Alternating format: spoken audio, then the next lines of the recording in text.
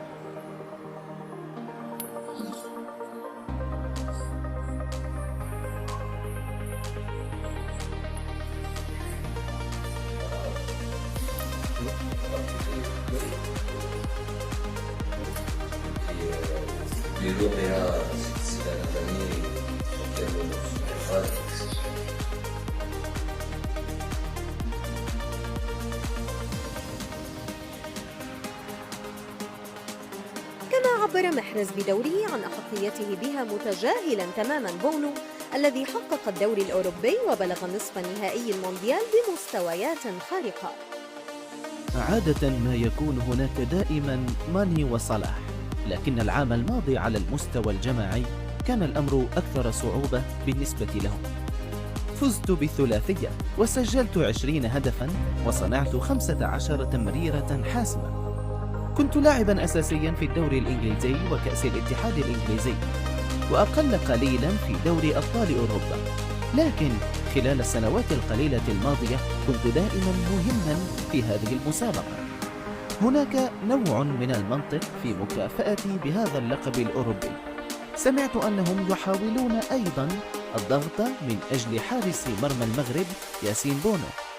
صحيح أنه فاز بالدوري الأوروبي، لكن هذا لا يقترب بأي حال من الأحوال من تحقيق ثلاثية تاريخية مع السيتي، لذلك سنرى.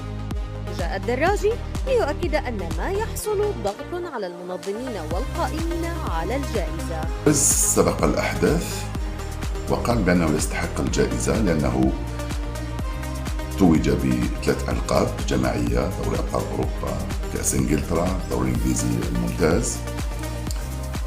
لعب 45 مباراة من أصل 46 مباراة كأساسي، سجل 21 هدف، ساهم في 15 هدفا آخرا.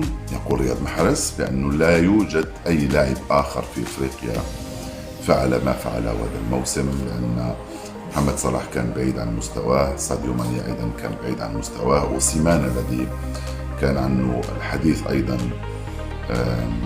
بعيد من أن يفوز بالجائزة على الأقل هذه السنة. كان في حديث عن الحارس الدولي المغربي بونو، حارس نادي الهلال السعودي إشبيلية الموسم الماضي، كان فاز معه بلقب الدوري الأوروبي، كان وصل مع المنتخب المغربي إلى نصف نهائي كأس العالم في قطر 2022. رياض محرز ممكن سمع بأن هناك تسريبات تتحدث عن إمكانية تتويج ياسين بونو مادام أن الحفل سينظم في المغرب، فأراد أن يسبق الأحداث. لكن الكثير من المحللين والمعلقين اعتبروا كلامه عاديا وطبيعيا، وبأن محرز يستحق أن يتوج بالجائزة المرة الثانية في مشواره الكروي بالنظر لألقابه، لأنه تعرف بأن هذه الجوائز تستند بشكل كبير جدا على الألقاب الجماعية التي يحصل عليها اللاعب، مثل ما حدث مع ميسي الذي فاز بكأس العالم، فإن الجائزة مثل ما